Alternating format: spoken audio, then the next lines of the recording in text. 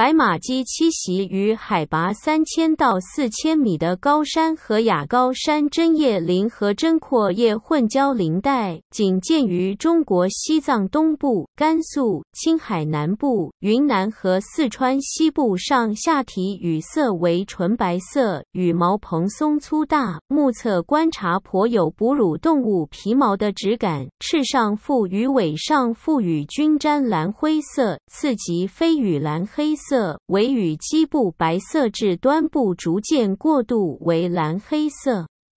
整体给人感觉自头而尾从双腿以后开始逐渐过渡为蓝黑色。虹膜橘黄色，喙前粉色，角红色。